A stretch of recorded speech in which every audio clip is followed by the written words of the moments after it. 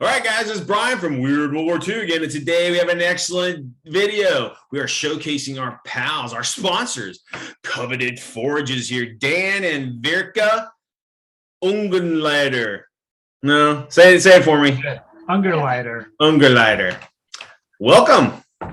Thank you. Thanks for having us. Great. Glad that you're here. And finally get a voice and a face to the conversations that we've been having. Yeah. So we'll just jump into it. Tell us a little bit about yourselves. Well, we're Dan and Verka, and we are a married couple. And earlier this year, we started our business, Coveted Forge.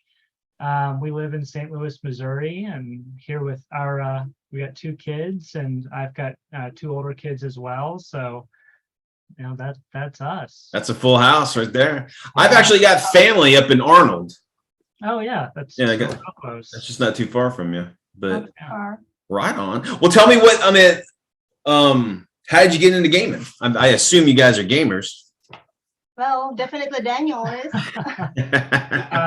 Yeah, I mean, I've been gaming almost as long as I can remember. I mean, I remember as a kid, I don't know, maybe 10, 11 years old, first seeing like Warhammer Fantasy models in a Games Workshop store and just thinking, wow, that just looks so cool. And of course, as a kid, I couldn't afford more than a couple blister packs. So, you know, a couple elves here and there and painting them up as well as I could.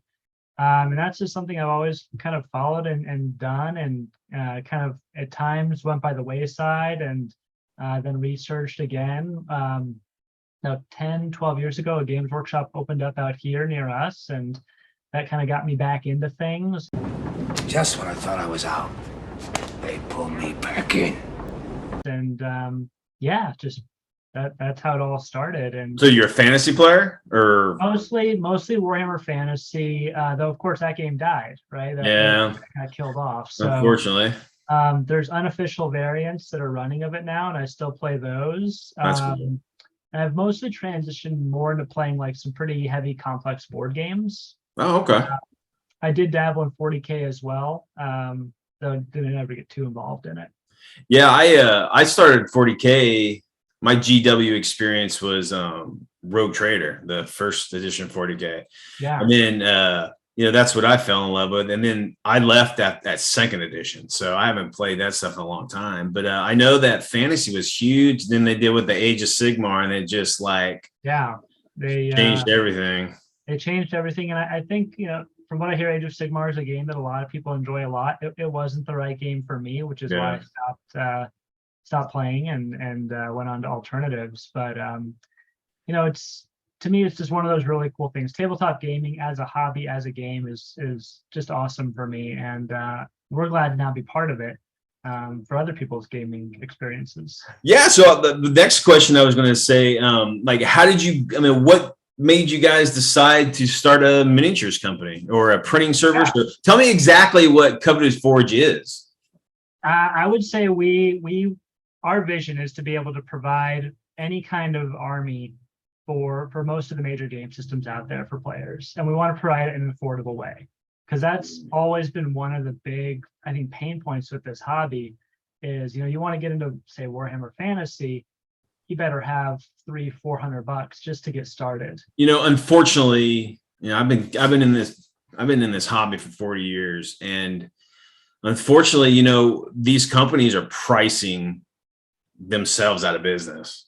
Because I mean, who has that kind of money? That's why these skirmish games are so popular, because it's low miniature, collection, small armies, and that's a more affordable way to do stuff. But man, I'm telling you, these prices are ridiculous. They absolutely are. And you know, I hadn't played any real tabletop games for years until this February or March, when I started kind of getting the itch again to maybe get back involved.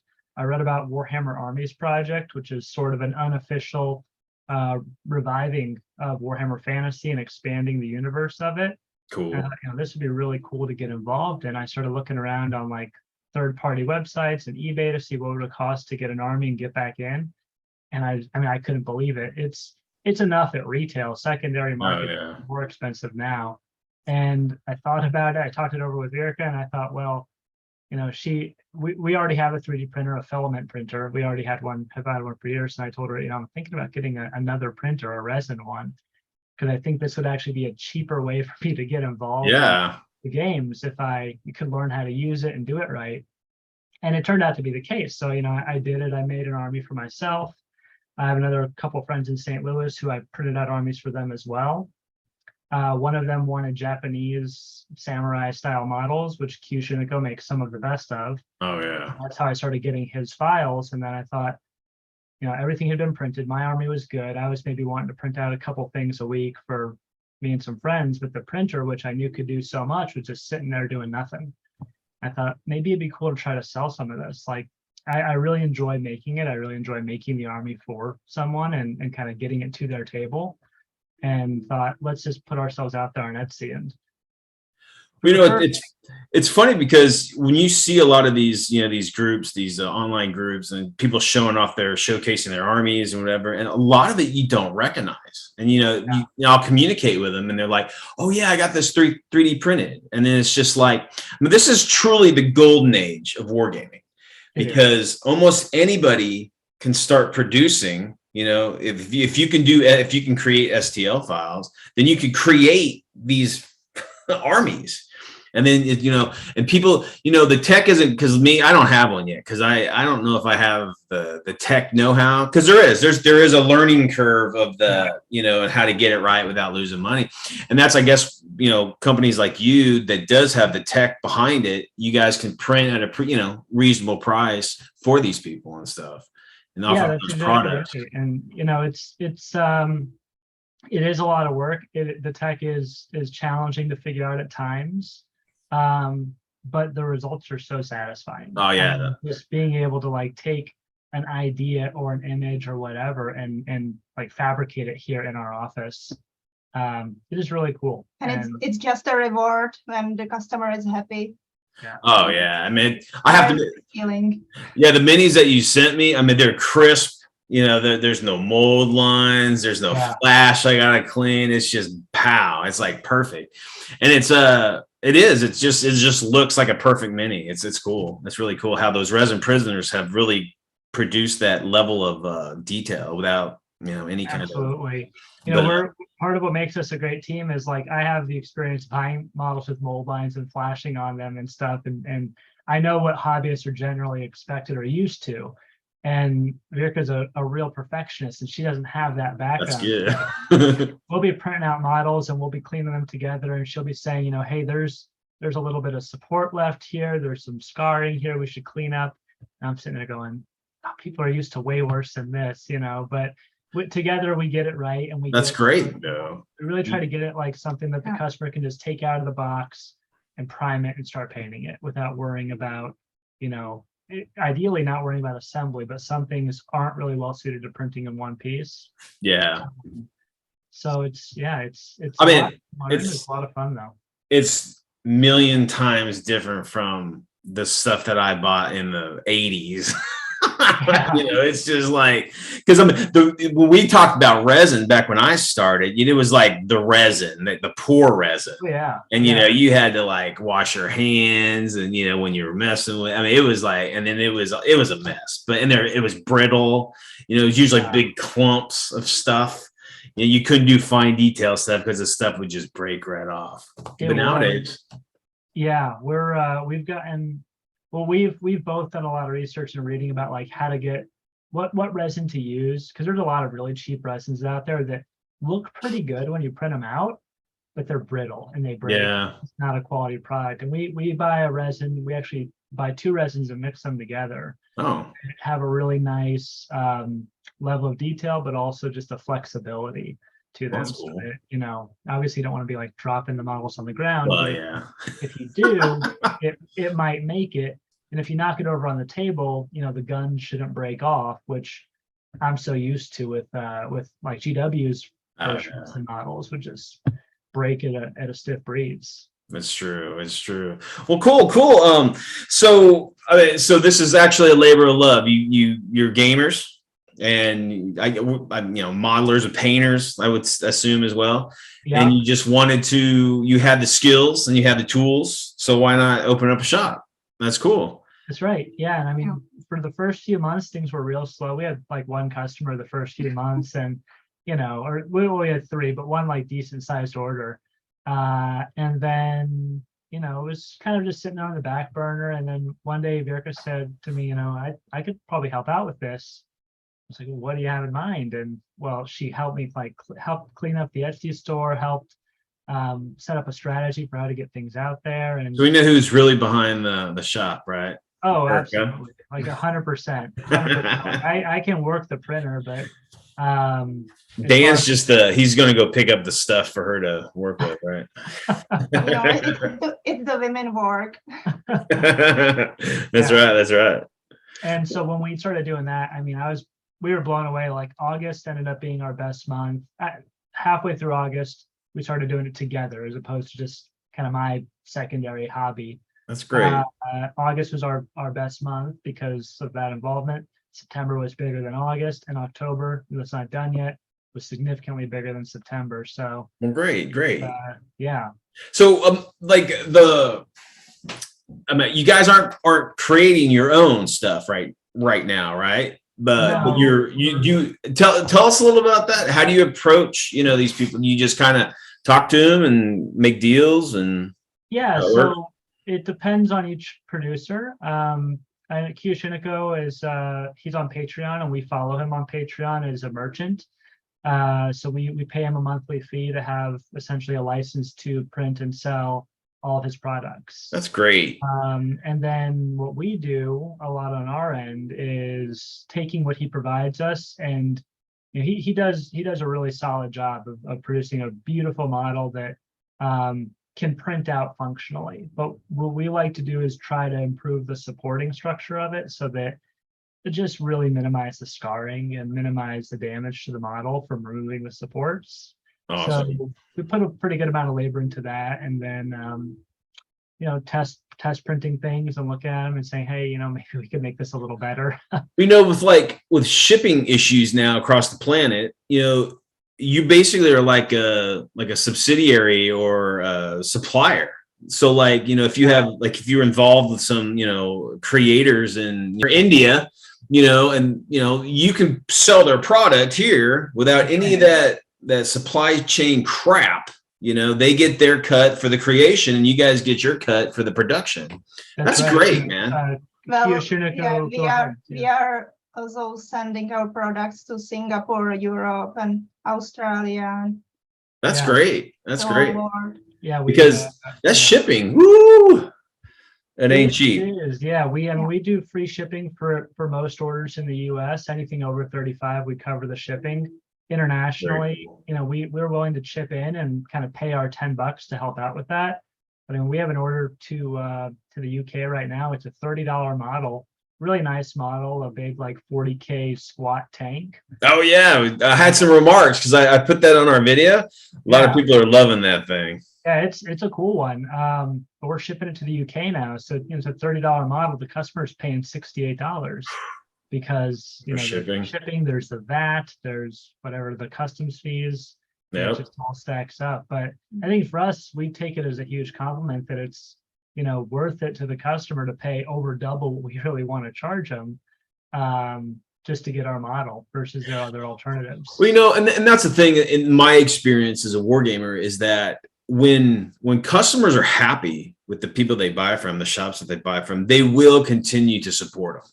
I mean, even if prices might increase or whatever, but there's a loyalty there, and there's a familiarity, and there's a comfort of dealing with the same people over and over. And I've seen that throughout all my years of wargaming, and it's cool. And we know that there's not a huge margin of profit in a lot of this stuff. So you want to try to back the people that treat you well and make a superior product and whatnot. So I think that's good. That's a great mindset to strive for some superior product, and you'll get those repeat customers for sure.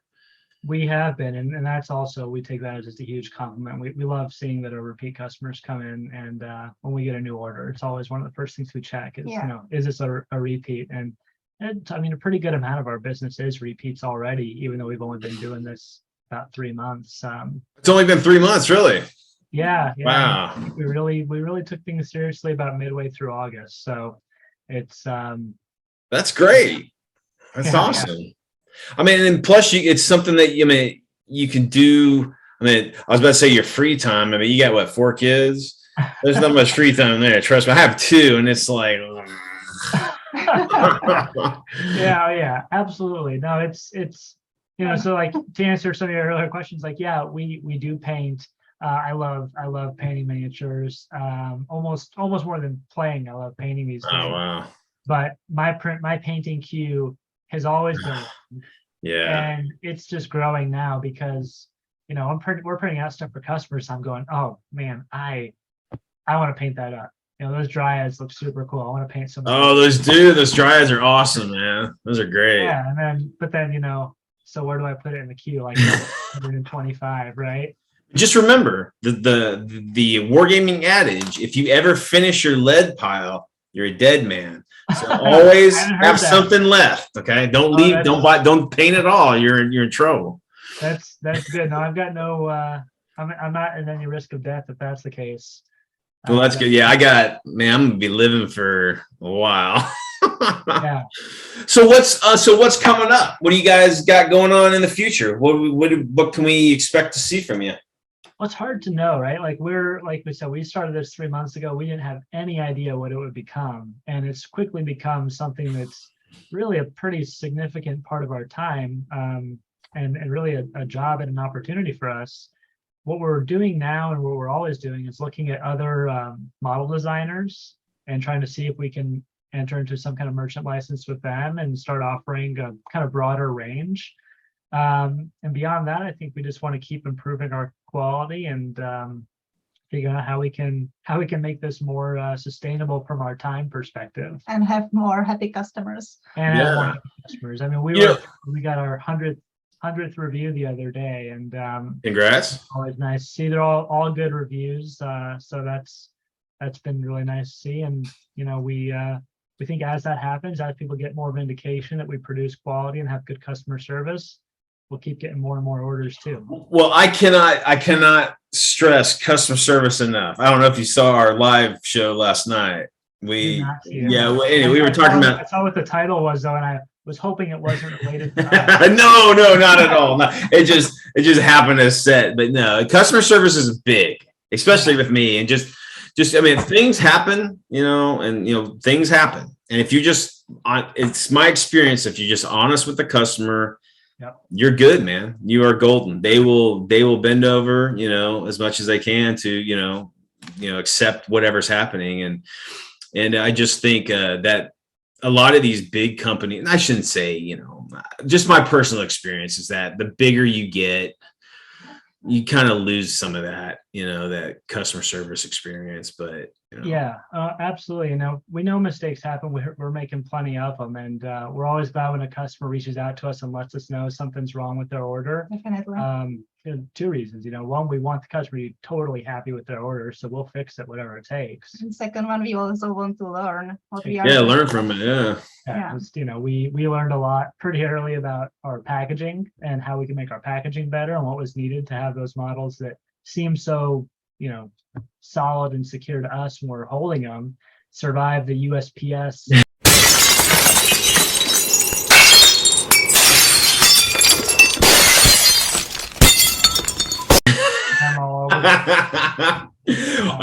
I used to be a manager for UPS. Okay. Oh yeah. Back in the day. Yeah. So yeah, there's some individuals, that forget that these are packages and not footballs. So they don't last long. Those kind of guys don't last long. So for the most part, they generally come through good, but occasionally things will happen and we always take care of it. That's awesome.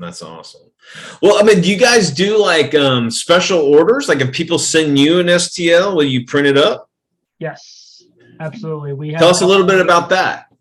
Yeah, so if someone has some, there's all kinds of files out there on Thingiverse, Cults 3D, My Mini Factory, just tons of different models that are available for personal use, but not for merchant use.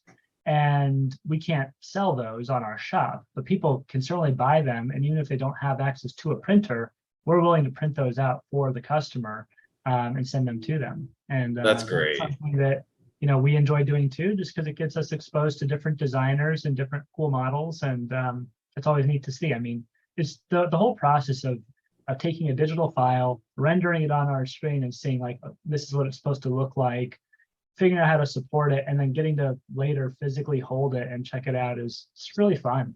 Well, I'm telling you, with this technology and services like your own, it's going to make the big boys reevaluate their business models because they are not sustainable. And from what I see, the brick and mortars are going away, unfortunately. I mean, I think people are doing more conventions, more clubs, to play with and whatnot.